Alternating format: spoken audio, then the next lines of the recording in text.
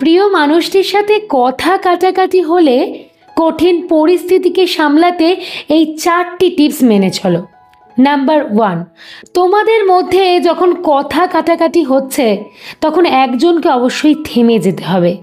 আচ্ছা, সেই থেমে যাওয়ার কাজটা নয় তুমিই করলে।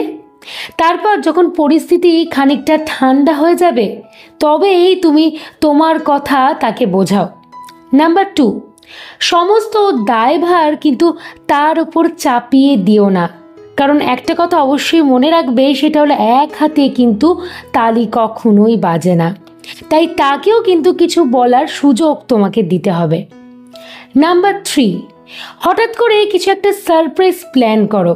এর দ্বারা সহজেই তুমি কিন্তু কঠিন পরিস্থিতিকে নিজের বশে নিয়ে চলে আসতে পারবে বা নিজের আয়ত্তের মধ্যে নিয়ে আসতে পারবে।